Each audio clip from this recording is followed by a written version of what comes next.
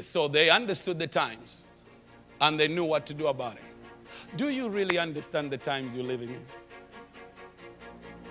And do you know what to do about it? Okay, let me tell you what time it is. Romans 13, verse 11. Let's pick it up from there. This is big. Romans 13 and 11.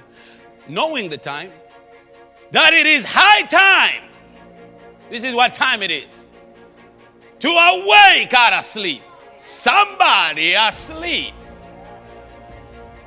Okay, I'm going to say it again. He says, when you know the time, you know that now's not time to be in the bed. Now it's time to get up. Why? Wake out of your sleep. Why? For now our salvation is nearer than when we first believed. Yes. Oh, you listen.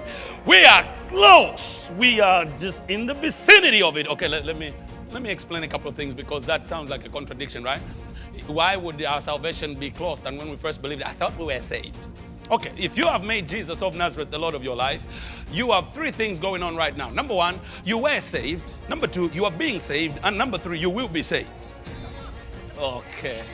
We got to understand this because if you don't understand that, you won't rightly divide the word. You were saved. You are being saved. And you will be saved. Let me give you an even deeper concept so you can understand. Because you are a spirit, you possess a soul, and you live in a physical body. All three of those have to experience salvation. All of them have to experience salvation. When you got born again, you were saved. Your spirit was saved. It was regenerated, created anew. You're a new creature. It's something new. Somebody new moved on the inside. You were saved. That's called born again. You are being saved. The Bible calls that what? Renewing the mind. Now that your spirit is saved, now we got to save your soul. James wrote and said the engrafted word of God saves your soul. When the word of God takes over your mind and it takes root in you, it saves your soul, your mind, your will, your emotions, the way you think, the way you govern your life is now being saved because it's possible to be born again and still live like a sinner because you were saved but you're not being saved. That's why Paul said to Timothy in 1 Timothy chapter 2, you must be born again because God desires all men to be what? Saved. And after they are saved to what? Come to the knowledge of the truth. So you can be saved and still not come to the knowledge of the truth. Amen. Gone to church for 30 years, but you still haven't come to the knowledge of the truth. Because they didn't believe in teaching you the word. They believed in telling you stories. And while you think that's so cool because you felt great about the week, you were just saved. You're not being saved. How can you be so born again and still as mean as a rattlesnake? Some Christians are so mean, even Satanists say, wow, you guys are really mean. Okay, I mean, at least when we mess up, we get mad for 2 years, then we are friends again. I'm preaching better than you are, amen. Because you don't understand you were saved, but you're being saved. You're being saved. You must be saved every day. In other words, every day renew your mind.